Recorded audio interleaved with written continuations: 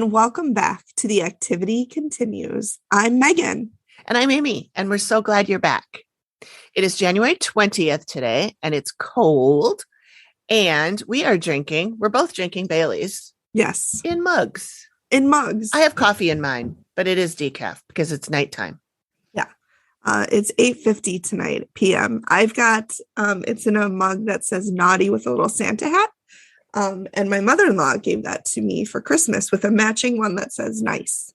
Oh, cute. I know, but I didn't want to put the alcohol in the nice one because would sully it?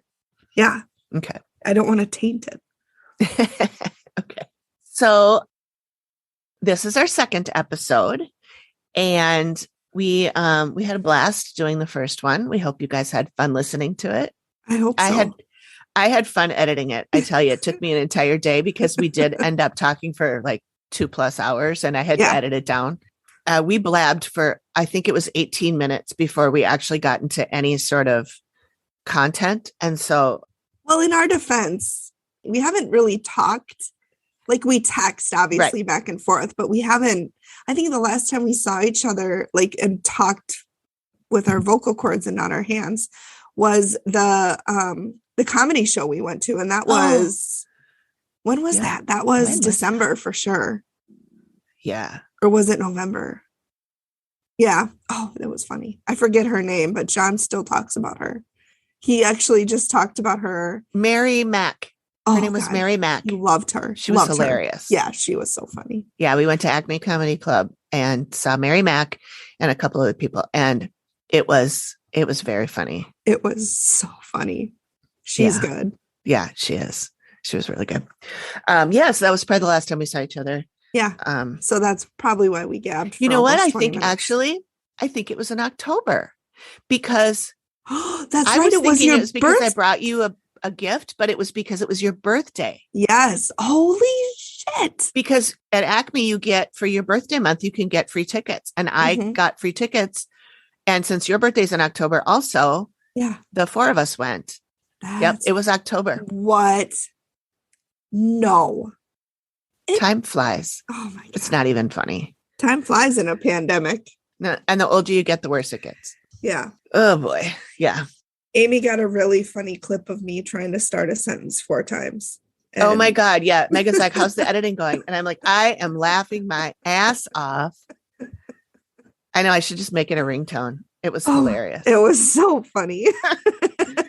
Oh boy. So yeah, which brings me to, I'm skipping around a little bit on our list of things to do, but things like that, I think would be really fun to give to people who might like the show.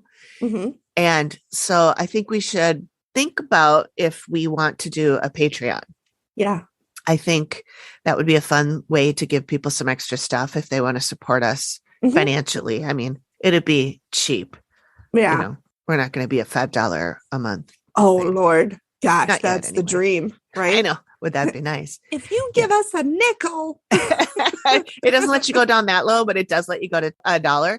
So that would be $12 a year. Okay. Yeah. That's pretty easy to handle. Please, can I have some more money? Yeah. So if you guys are listening, if anybody thinks that we should do a Patreon, send us an email, DM us, whatever. Let us know if you think that would be a good idea. Also, we would like to take recommendations for your favorite episodes of the Dead Files that you would like us to cover.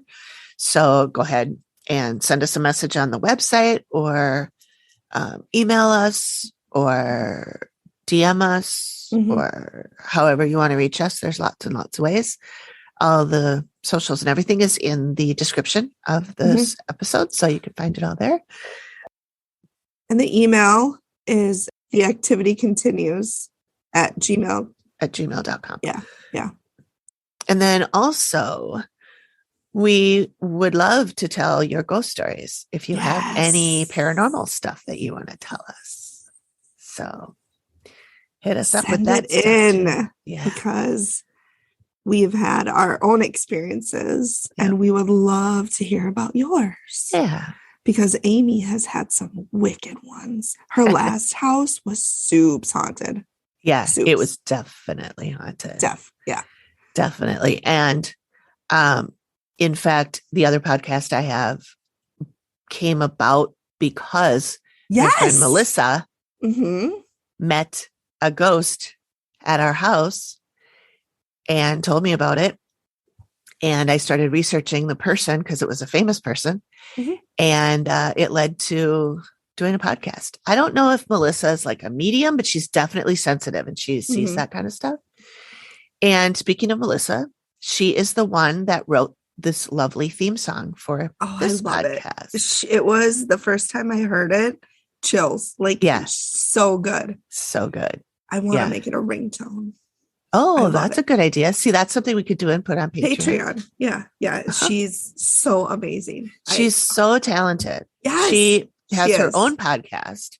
I think she has like 10 podcasts, to be honest with you. But her main biggest podcast is called The Skylark Bell.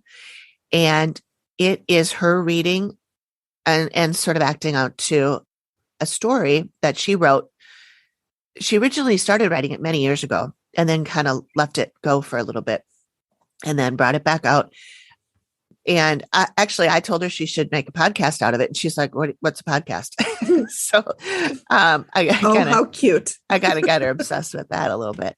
And so I created a monster now. Like I said, I think she has 10 podcasts. But at any rate, we wanted to give Melissa a shout out because she did an amazing job and she always does. She wrote the song for my other podcast, Collected Sounds. I love that one. The story song. You just read on it. Oh my God. I forget what it's called, but man, it's the one with all the metaphors where the person is talking about like Lydia lost her heart or she gave her heart away. And it was so good. Okay. Yeah. The last episode of Collected Sounds, I read the story called The Eyes Have It by Philip K. Dick. Oh my God, it was so funny. It's about a man who's reading a story or a book, and he's taking everything that is written very literally. So like her eyes followed him down the garden path.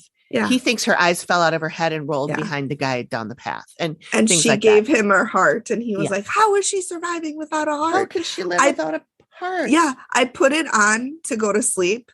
No offense, Amy. I always feel weird when I say that's that. That's what it's for. And then I'm like, okay, but I can't go to sleep because this is like so interesting. So. It was funny. It was a funny one. It was a good one. The other ones I did are all ghost stories, but that was a funny one. Yeah, I picked a funny one. And ironically, I can't listen to those before bed because I get too scared. 37 years old. It's fine. And then there's me that listens to Forensic Files to go to sleep. Okay, but that's different. But I know you do too.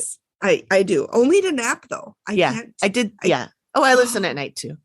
But I did take a Forensic Files nap today. I was watching Yellow Jackets. I started watching that because I had a friend that was basically threatening me to watch it. Aggressive. And so I had to go get my 30-day free trial of Showtime so I could watch it.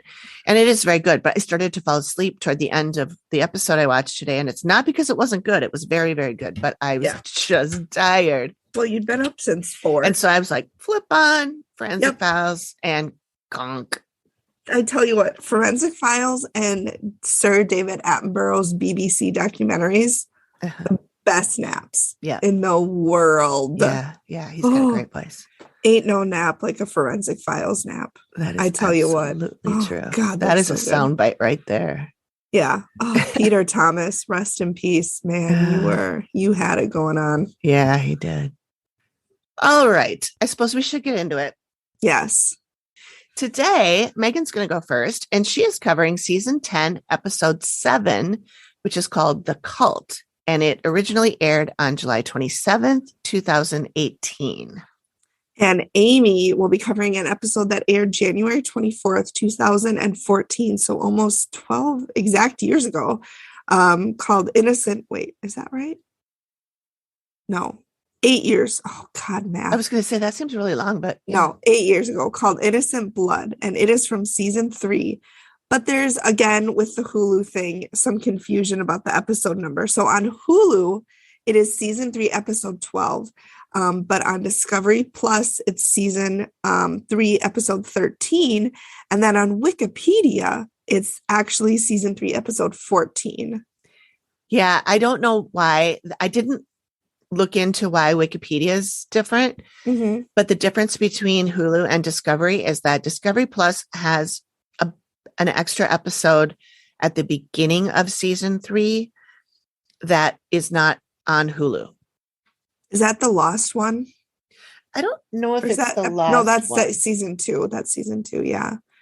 That one's neat. I think maybe one of us could cover that because that just talks about how the show got started, I think. Yeah.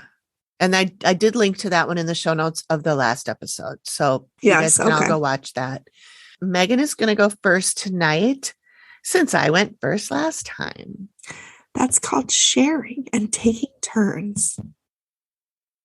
So this one's heavy, you guys. This is mentioned. So it's called The Cult. And this is covering the house where the Tate and Bianca murders took place back in the 60s. So definitely a lot of negative shit associated with this house.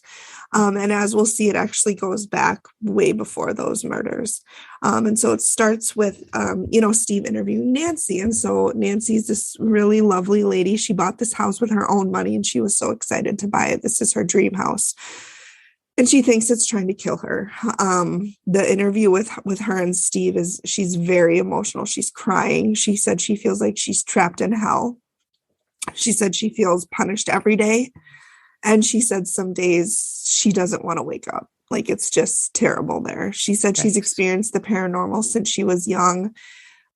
Some things that she says, she'll hear footsteps throughout the house. She sees shadow figures, which are never good. She gets touched. She'll wake up, and we'll go into that in a bit, but she'll wake up with bruises. She has nightmares.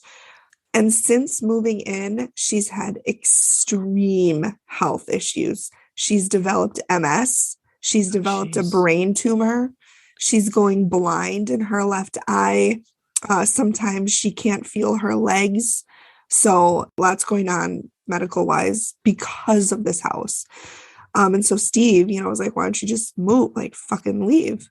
And she can't. She says she has to stay financially, which, it's tough it's tough to just pack up and sell a house. Like, some people can't just be like, all right, well, it's Tuesday. I'm going to sell my house on Thursday and move out Friday. Yeah. So they go in the master bedroom, and this is where a lot of the activity is. She'll get touched. She said she gets caressed there. Like I said, she wakes up bruised, like she's been grabbed. Like, she'll see actual like handprints on her skin, but she lives alone. She says she has strong mood swings. She'll go from 0 to I want to fucking murder somebody. She even says, I'll go from 0 to I want to kill my cat. And just like in the blink of an eye. She said she feels like somebody is attached to her or something is attached to her. Her friends tell her they don't want to be around her anymore. They say she's not the same person. Part of it is because of these mood swings. She'll just get furious. I don't blame her friends. I wouldn't want to be around somebody like that. Yeah. In the master bedroom, she sees a shadow figure. She thinks it's a man, just gives off that energy. And she says other people in the house see it too, like friends that have visited. She said they will actually answer the door thinking there's somebody there. They see somebody passing outside and they'll go to answer the door. No, thank you. No, thank you. I need an old priest and a young priest. She says she has extreme nightmares. She says it's tough for her to sleep. She doesn't get a lot of sleep. She said she dreams she's being attacked by a demon. And she said she feels like it's intentionally attacking her. Like, this isn't just a dream. She said she feels like it's intentional. Mm-hmm. So then Steve interviews a couple of her friends. Her first friend is Jody. She agrees the house is causing Nancy's health to decline. She said she was totally fine. She was vivacious. She was the life of the party. She didn't say her smile lit up a room, so that's good to know. Well, then she's not going to get murdered. She's not going to get murdered. Yeah. But she said she'll get angry for no reason. And then when Jody said she's in the house, she said she has a creepy feeling. She doesn't like being there alone. She said she feels like somebody is standing behind her watching her, and she does want Nancy to leave. She wants her to get out. Then we move to Nicole. Nicole is one of my favorites in this episode because she's very she's a sensitive too. And during the reveal, you know, both her and Nancy say that they felt people die before. Nicole said she's felt people take their own lives. And, you know, Nicole is like, I don't know how you do this. Like, I couldn't do it. I'm like, same, Nicole. I don't, it's a gift that I would not want. Yeah. So Nicole has known Nancy for 13 years. She said that she spent the night there before she had a nightmare. She dreamt she was being pulled on, like pulled down. And she said she felt she was clawing up at something, a higher power, almost like trying to reach for help. And she said hands were holding her back. Something was holding her, pulling her back in the dream.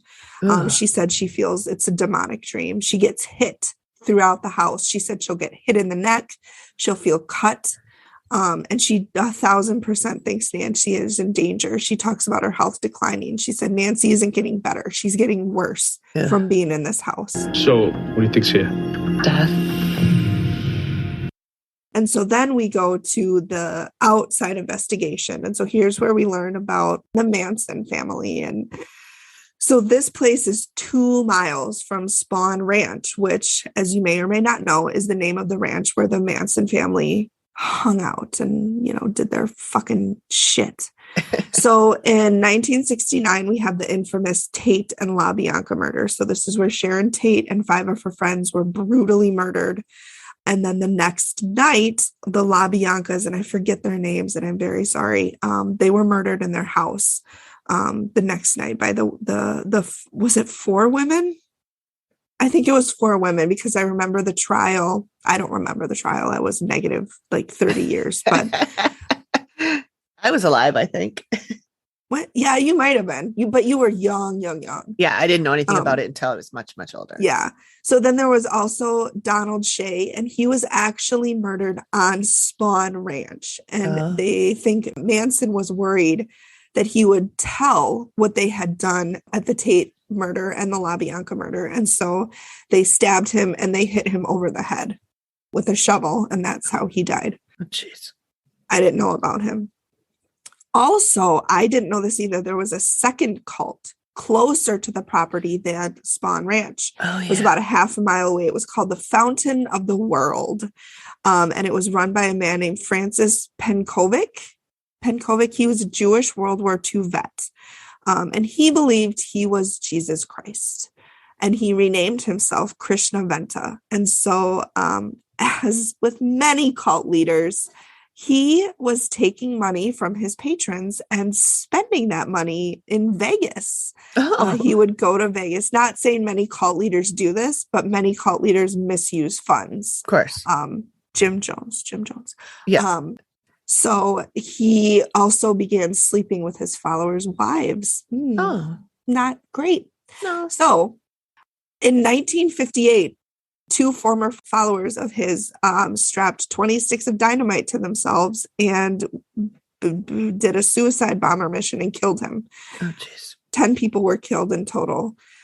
And then in 1968, it was actually rumored that Charles Manson visited this cult, and it was rumored that that is where he got some of his beliefs for his own fucked up. This is great. I'm going to start my own. Yeah. Gross. Fucking cults. Call your dad. So then we go to Dina Rivera Pitt, and I hope I'm saying her name right. And she was a historian. So here's where we get some history on the actual property. So Miguel Leon was a French baron, and he came into the area in 1854 to settle down. Here's where we get our super great white men and indigenous people interaction. So in 1859, he entered into a common law marriage with an indigenous woman named Esperatu. They called her Native American, but I think we don't use that term anymore. If we do, I apologize. I thought it was indigenous people. Oh, yeah. I mean, I thought Native American was still okay, but I know mostly you say indigenous. Yeah. So And he had a violent streak. He was obsessed with expanding his real estate empire and expanding his wealth. And so essentially he ended up tricking his father-in-law into signing over the land to Miguel to protect it from the United States government because his father-in-law was an indigenous person, and then just never signed it back. He just kept it. So once he had his property, he then turned his sights to his neighbor's property, and he hounded them until they left, burned their crops, bribed judges. He intimidated witnesses, pretty much whatever he could do to get property, he did, and eventually ended up with 11,000 acres to his name. Yeah, pretty big area. So while traveling through the Coanga Pass with 3 other people, somehow he fell off of the wagon and was crushed by the wheels. And so he died by good riddance. So then this is the last bit of history, and then we're getting to Amy's walk. So then we go to retired officer Cheryl Dorsey, and she is amazing. I love her hair. It's like very beautiful, like African-American curly hair, but it's gray. It's gray. Yeah. I saw a picture of her when I was. Oh, it was gorgeous. She's the thumbnail in Discovery Plus when you click on the thumbnail for the episode. That's what I saw. Yep.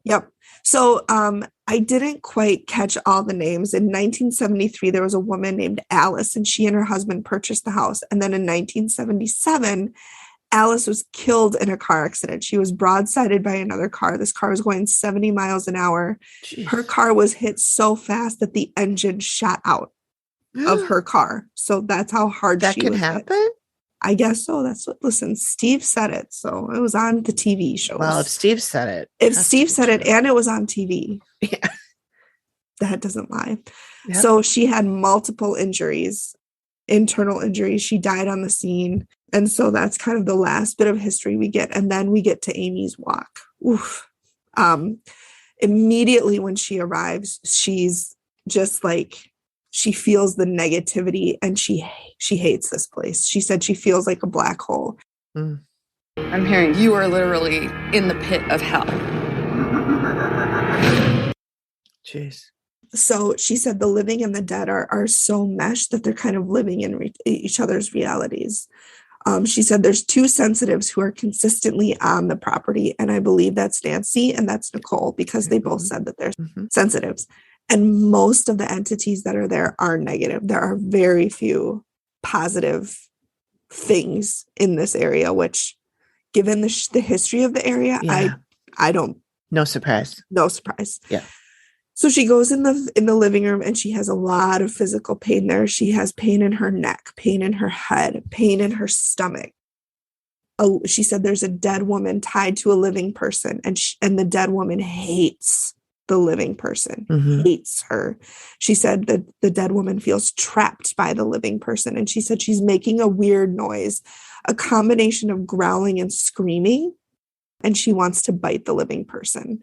And then she also says there's negative energy, what most people would call a demon, lives in that house. Oh, God. And so she said the living can hear her breathing, and the living would see shadow people going back and forth. And so she goes into the master bedroom, and she said the person in here would have nightmares constantly. She said she doesn't know how anybody sleeps in this room, but she sees something crawl out from under the bed, like a bug creature. I thought I saw something crawling from out under the bed, which they might actually. Oh, God. She said she has head pain again. And she said the pain is awful. She's just excruciating. And she said this is where the demon lives, is in that bedroom. So then we go outside, and Amy said everything around this house should be demolished. She said God. It should just be razed. Just knock it down. Yeah, just knock it the fuck down. I don't know why anybody would want to live in that house, to be completely honest. The history, the brutal death, I can't imagine. And then she herself suddenly gets enraged on camera. She said, I'm suddenly super enraged. She said, I can feel my blood pressure going up. Amy did? Oh. Yeah. She doesn't really change. She just says, I'm enraged. She just knows it's coming. She knows what's going on. And she said the dead come from all over She said somebody is bringing the dead here, and she thinks it might be the sensitives. She thinks they might be attracted to them because they're sensitives, and they, the dead might feel like they can help them. Yeah. So she sees 8 people who were murdered within the last 60 years. She said she saw 5 people grouped together who died together, and then 2 people who died together. And then she said she had a horrible pain on her face, just like she was hit in the head. And then she said she saw another male who died, but not with a group of the 7 that she saw. She said she feels like he was hit in the head. And then she sees a young woman in her 20s, and this woman is trying to stop Amy from going further. She said, "You don't want this." She told Amy to turn around. Oh. And then Amy said she showed her blood. She just said blood everywhere. So then we cut to the reveal. No, we don't cut to the reveal. I'm cutting to the reveal. So Amy meets with, it's Nancy, the owner of the house, and her friend Nicole, who's the other sensitive. And so she said, Amy tells Nancy that there are environmental factors associated with house that are drawing the dead and also drawing the living. She says it attracts the living sensitives by kind of giving them positive vibes. You walk in and initially you're like, this is a great house. This is my dream house. But she said it's totally false. She said there's so much negative in this area. And then she talked about, she saw 5 people on a couch, which was the Tate murders. She saw 2 people on a love seat, which was the La Biancas. And then she said she witnessed the murder of Sharon Tate, which, good God. I know. I saw this one a long time ago. Yeah, you were the one that told me to watch it. Yes. And I remember I was like, you have to watch this one. You have to watch this one. And I had forgotten most of what you just talked about, but I do remember Amy saying that she saw Sharon Tate's murder. And I was like, are you fucking kidding me? I mean, I know that every murder is terrible, but I feel like that has to be one of the worst. It's one of the real bad ones because she was pregnant and there's that whole thing too. Yeah, I can't. Roman Polanski, is that who she was married to? I think so. Yeah. So then she showed the 2 sketches, the screaming woman and the demon. Okay. Do you want me to show those? Sure. Okay. So the first one is the one where the thing is on somebody's back. Somebody's back. Yep. And so in the sketch, the woman is on this person's back and is tilting her, like pushing their head down to expose their neck, kind of like a vampire would, and is trying to bite their neck. And she's got this look of just pure rage on her face. And she's kind of crouched on the back with her knees drawn up, like a piggyback ride, essentially. Yeah. But a very bad one. She's like hanging on her back, like, yeah. And trying to bite her neck. I'll post these on socials too, by the way. And then the other sketch was a demon. And my friend said that it kind of looks like Roger from American Dad, but like a dark Roger. So it's got a huge, very, very dark, long, straight hair. And Amy was very specific. It does not have a jaw. So the lower jaw is completely gone. Oh, yeah. Yep. And so it looks like bird feet.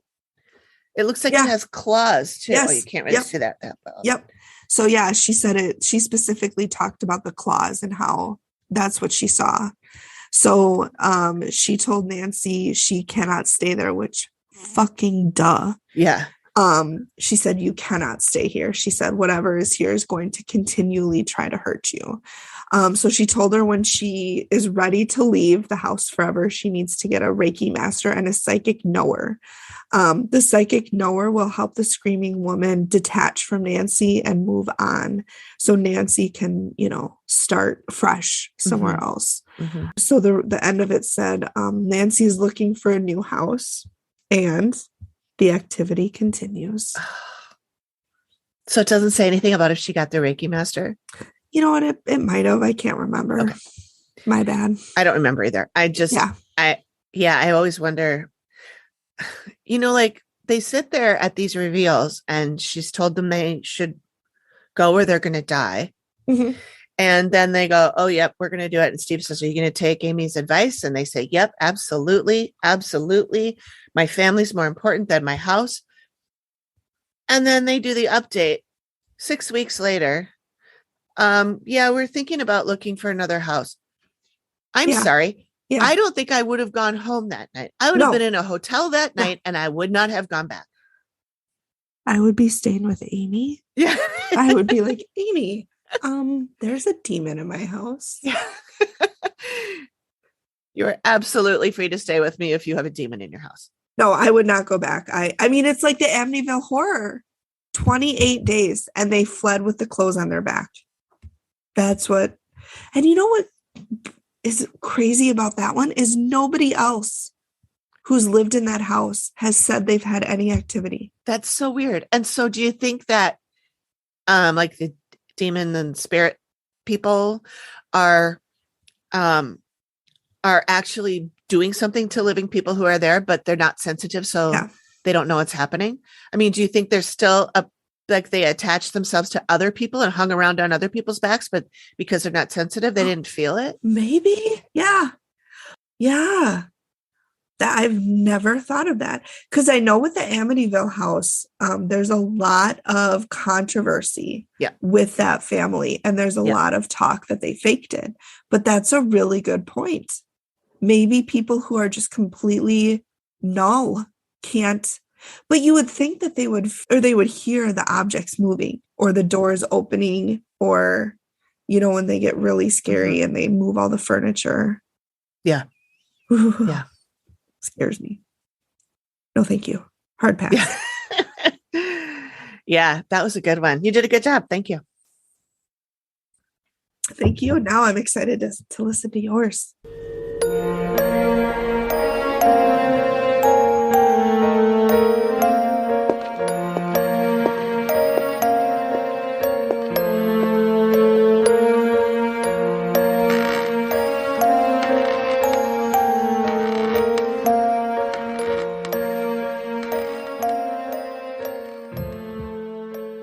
Okay, so I picked mine because when I saw it the first time, I really liked this family. At first, I thought like it's a woman, Sue, and her husband Joe, and they have 3 children. And I thought Joe was kind of like a hard ass and like I'm all tough and everything. And then, well, I'll get to it, but he changed my mind. Oh, so don't you love it when they do that? Yes. Yeah. So this one, this takes place in Rome, New York, which another New York one. Another New York one. That's right. I guess I didn't realize I was doing 2 New Yorks in a row. So homeowners New York represent.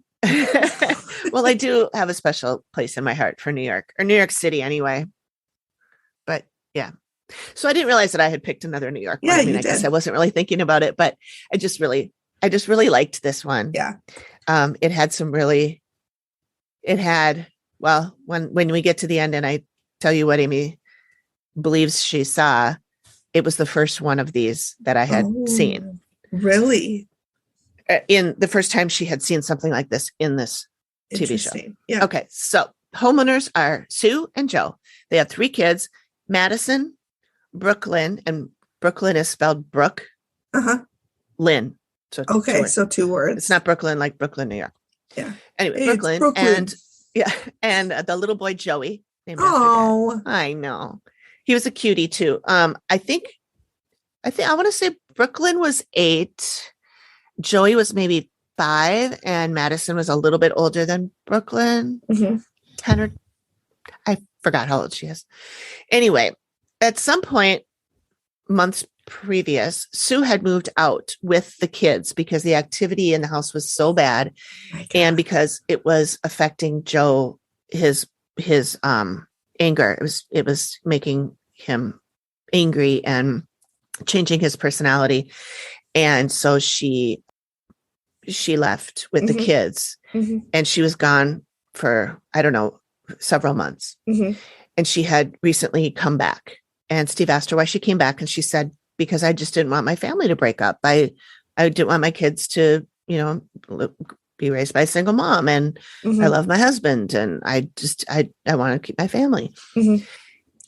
So then the first thing Amy sees when she gets there is what she called Native American activity. Sure. This was problems before the white man. There were battles within these spirits and them really battling with each other. Wow. And Joe had inherited this house from his grandparents, and he's very hesitant to leave. And that was another reason I didn't like him at first, because he was like, I don't care. I'm not leaving this my grandparents' house. And I thought he was like being a hard ass. And I was like, you know what? Your family is more important than a dumb building, but whatever. Then Steve is talking to him outside in the garage. And you notice he always talks to the guys in the garage. I know. He talked to Keith, and my guy from last week, in the garage too.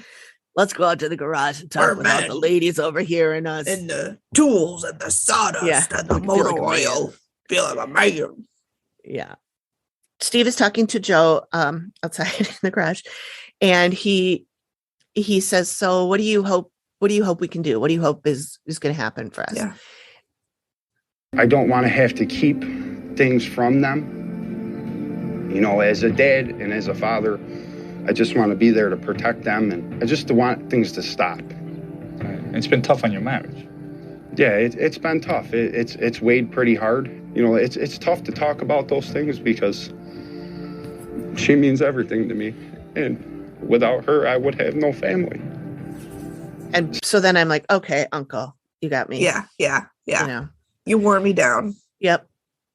So what they experience is banging, knocking. The little boy Joey is terrified. He cries in his room all the time. Jesus. Brooklyn, that right there might be enough to make I know. And Steve always says too, well, part of the reason we came so quick is that there was a child involved. You know? Yep. And I used to watch Ghost Hunters. And with Zach Bagans. No, not that one. Oh, the one with it's Jason Hawes and I can't remember the other guy's name. I want to say Luke, but that's not right. Anyway, Ghost Hunters it's another one where it's a group of paranormal people that go in and investigate and they try to debunk everything. It's a great show. I watched it for many years. And it's still on. There's another like redux of it or whatever. But anyway, Brooklyn hears voices and Steve asks, was the TV on? Steve. Oh, I didn't think about that. Of course it was the TV. Yeah. No, Steve, I know what a TV Steve, sounds like. Guess you can pack up and leave. Right? But look at that. You debunked Look at that. It was nothing. It was 5 minutes in. It was fucking Sesame Street. It was Elmo. Oh, Steve. I love how he's always trying to find. Was it the pipes? I know. He tries. Is it a shadow? Like, you boozing? You boozing? Yeah. You know that like it's probably the producers are telling him to say that. Because he's like, oh, of course they know what a fucking TV sounds like. Of course they know it wasn't a shadow from a car going by. It's noon, you know. Yeah. But anyway, he still has to ask it. I know. And I feel bad for him when he does.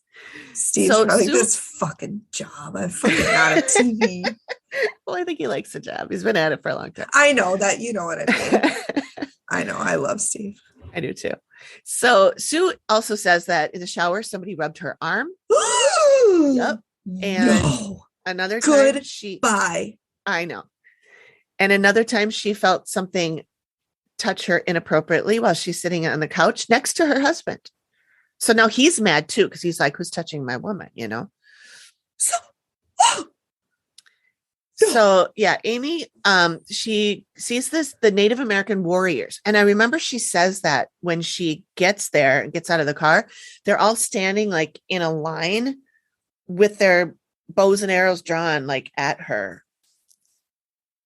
But then she talks to them. Yeah. And they are protecting the land. They are there to protect the land. And then she sees this really tall thing outside the house that's trying to enter the house. I don't Matt like asks this. her how tall, and she points basically to the top of the house. She's like, oh, about that tall. And she's like pointing to the rafter on the top of the second floor. Oh my God. And then she describes it. It's dark, kind of human, definitely not ever been human though.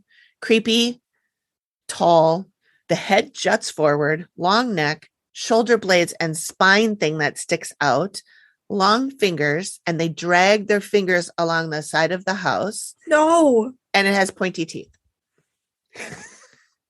So there's your nightmare fuel. Next time we're recording at noon. Yeah. No. That's a bad one. And it growls. Oh, well, because of course it does. Of course. Why can't they ever like purr like a kitten? No. It's always growling like a bear and a cougar. A booger. A booger. Yeah. So then Matt asks what they want. And Amy says they want the kids. Jesus fucking Christ. Yep. She's walking around and she's talking about with the like boy what the kids who hear and lives stuff. here. And she's talking about the little boy who's scared. Yeah. This one, I just hear crying. Crying and things like touching. Oh, this is not good. So yeah, then she goes into the little boy's room and she says she sees him sitting there on his bed and he's crying because he's so scared. Mm-hmm. Then they go to Steve and he's talking to Sue, the mom, about how the little girl Brooklyn is affected. Mm-hmm. And they cut to Amy, who says that there is a line of people coming out of Brooklyn's room, down the hall, down the stairs, and outside, dead people, basically a parade of dead people that are coming through the house because they want to be moved on. And they are in her Brooklyn's bedroom. like a sensitive, like a medium. Yep. So Steve is talking to Joe, and he's talking about his grandparents living there. His grandparents lived there the whole time since he was a little guy, and he grew up across the street. He had some experiences when he was little, but he kind of shrugged them off. Right. His grandma passed in 1997 in what is now their bedroom, his and Sue's bedroom. No, thank you. Yep. She died of emphysema, which then turned into bone cancer, which I don't know how that's possible. I meant to ask my friend Jody, who's a nurse, if that's possible. But he said it several times. Yeah. That it was emphysema, which led to bone cancer. Maybe, I don't know. I got nothing. He loves his grandparents a ton. He talks about his grandfather who died in 2001, also in the house, on the kitchen floor, to be precise. He doesn't know how he passed on or why. There was no autopsy or anything, but he was a hardcore smoker. He was 75. And Grandpa was a hardcore Sicilian. Italian. So he says his grandparents would not want him to give up. I'm going to go out on a limb and say his grandfather might have died with something connected to smoking. Yeah. So, he says that, like when Steve says, well, what if Amy says you have to move or you should move? And he's like, well, I would want to fight. I don't think my parents would want me to give up. At which point I hollered at the TV. They also don't want you to be killed by demons and shit. Yeah. Or your children to be. Go insane because of demons or dead people. Right. Priorities, Joseph. Come on, Joe. So Amy sees an old man who's 70-ish, Italian, and a heavy smoker. And he died. He died in 1990s to early 2000s. Remember, Joe's 2001. grandpa died in 2001. Yep. She thinks it's a heart attack or maybe emphysema because she says, I can't breathe for shit around him. Yeah. Steve does his Steve research and he sees a guy. I was going to say gynecologist. Oh boy, I think I need that's some dedicated research. Oh my God, I almost did a spit take.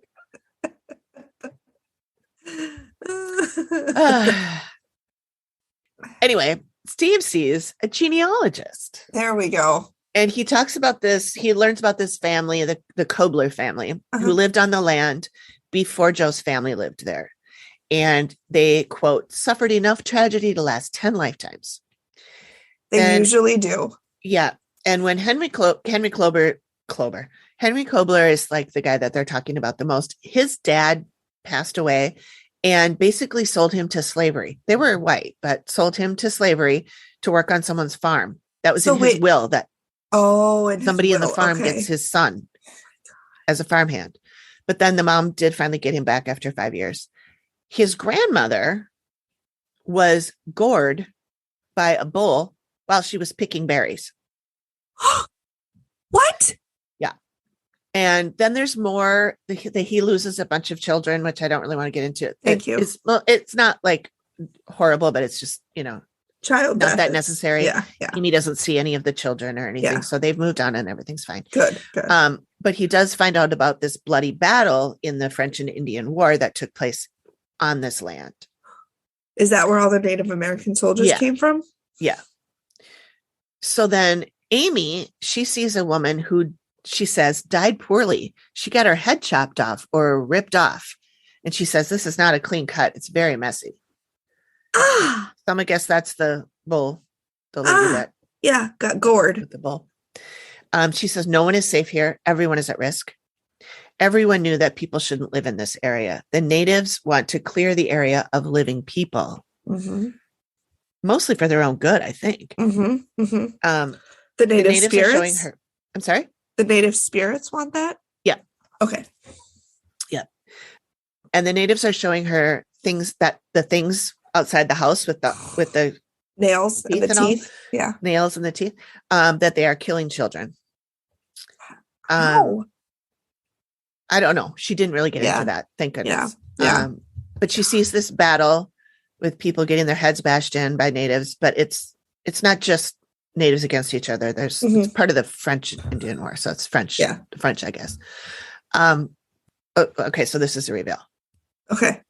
Amy describes the old lady and the old man she's seen in the house. This is this is to the artist, actually. Yeah. And she describes the man. And as she's describing this to them at the reveal, Steve is floored by how precisely Amy is describing the grandfather. He's Sicilian. He's a heavy smoker. Yep. And Joe is crying at this point. Yeah.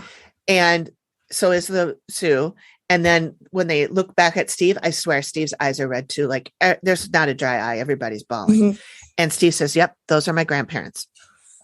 And then Steve, so sweet, he asks, is it okay if I show the picture of your grandfather? God, And because Joe's softie. pretty shaken up. Yeah. And so they show the picture of the grandfather and Amy goes, oh, well, I did do a sketch of who I saw. And Steve pulls out the envelope and says, oh, geez, it's your grandfather. Trust me. And I printed out, took a picture with my phone, and there's a photograph, and that is my the sketch. God. It is identical.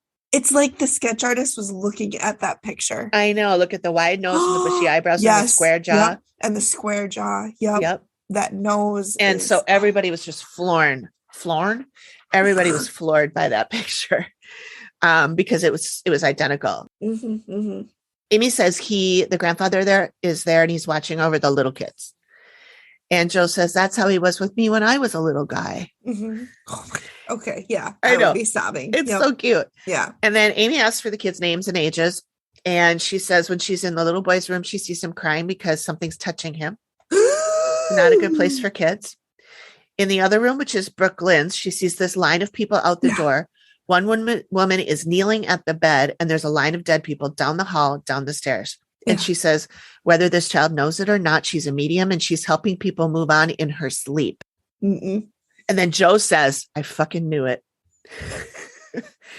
And he talks about how Brooklyn wrote a book a few years ago when she was about 5 called Blood Drops Everywhere. Ooh, and it was a really graphic story and it scared them. Yeah. And Amy said, it's not unusual for children who are mediums to act things out with dolls or writings or stories that would be more appropriate for adults. Yep. And then Amy talks about this thing that's at the side of the house, very tall and hunched. I want to see it. It's the knocking and banging and it's trying to get in. And Steve, right on cue, says, I'm trying to figure out what the hell this thing looks like. And Amy says, well, I did do a sketch. Oh my God, it's almost like it was scripted. It's almost like it's so convenient. Oh my God, I don't want to see it. I don't want to see it. Yeah. It's not actually that bad. It's not that graphic. You might need to text this to me. Oh, yeah, sorry. It goes like this. No. Look at those shoulder blades. Yeah. The head is what's so creepy. The head just sticks out like straight forward instead of up, out the neck. Yeah, it's creepy. You said it wasn't that bad. Well, you lied to I just me. wanted you to look at it. It's pretty creepy. It's so creepy. Yeah. Can you imagine? So, Thank God they can't see that. Can you imagine looking out your fucking window and seeing that? Well, so when the parents saw that sketch, Sue, she just goes, "Oh, get the fuck out of here." Yeah. And then she goes, "I don't even want to look at that." Yep. And she's standing like, shielding her eyes the whole time, not looking down at the table.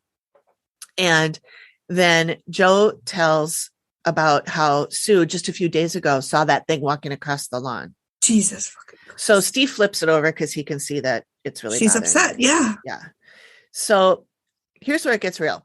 Oh, because before this, Steve says he's never seen her sketch anything like that before. Yeah. And he says, "Are they human?" And she says, "No.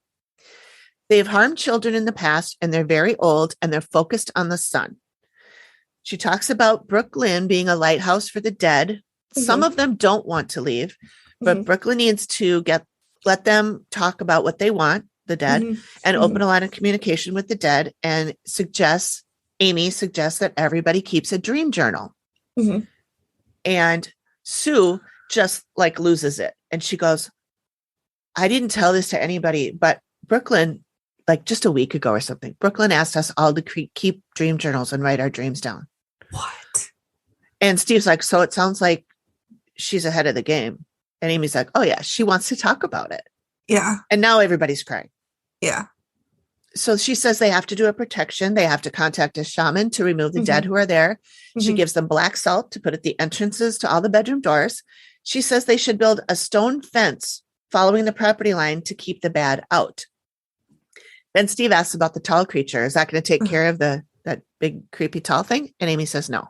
And she says they have a situation that she has never seen before. And while she was doing the sketch, she got super upset about it because she was being told while she was doing the sketch that it was some type of alien. A what now? An alien. And there's more than one of them, I guess. And they're trying to get the living people to leave. Why? Did they tell her why? No, I mean, I guess they're in the way, especially since one of them's a medium. Yeah. Amy says, it later to the camera, she says she's not sure what they are. They could be from another world or another dimension. And she's going to refer the family to some experts and perhaps they will have some suggestions, but she doesn't have any way to get rid of it. Wow. And then Steve says, "What about the grandparents?" And she's like, "Oh, they're good. They're just hanging out." Yeah. I'm like, yeah, but don't they want to move on? Maybe that, I would assume they don't. If they're, they probably want to, especially with all this activity, they might want to protect the kids. That's a really good point. And maybe once the activity is gone and they could get rid of that alien thing, then maybe they'll just leave on their own. Yeah. So they promise they're going to do what Amy suggests and do everything they can do. And then the tag at the end. Yep. Joe and Sue have contacted the shaman, are awaiting his arrival. Good. The activity continues. It always does. Yep. Oh my God. You should have gone first so I can get those things out of my mind. Yeah. God, that's so creepy. I won't text it to you tonight then. Oh, you can. The grandfather one wasn't creepy. And that's really nice to know. I think I've told you about the spirit that followed me for 10 years. And his name was Frank. And I think he saved me from a lot of situations that could have been bad. Yeah. So not all spirits are bad. Some are really good. Yeah. I mean, like you said, I lived in that house that definitely had some activity and I was never scared. Oh, see, I get scared a lot. I mean, I was like, who the hell was that? Yeah. But I never felt in danger. I never felt scared. I never felt in danger. I was just freaked the fuck out when I see a shape next to my bed. Yeah. And then I think it's my partner. And then he walks in from going to the bathroom. And then I'm like, who the fuck was that? Yeah. Yeah. But yeah, I never felt like I was in any danger. But I definitely, he was there. I mean, I could feel him and saw him. Huh. But yeah, I think he saved me from a lot of bad situations. Probably. Yeah, we did.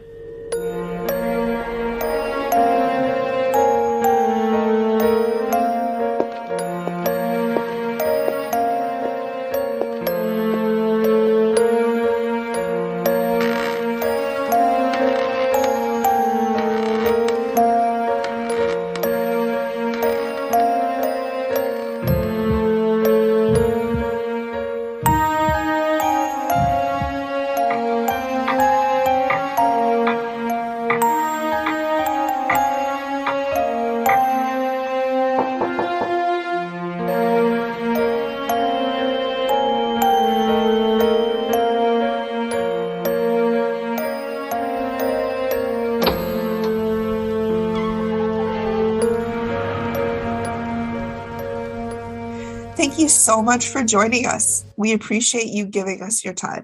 If you enjoyed it, please tell your friends. And if you hated it, you probably didn't make it this far. Feel free to contact us on our socials or via email. All of the info is in the description. We hope to see you next time when the activity continues. Hi friends, Amy here. I produce The Activity Continues, and it is part of the Independent Collected Sounds podcast network. We hope you join us next time. Nailed it.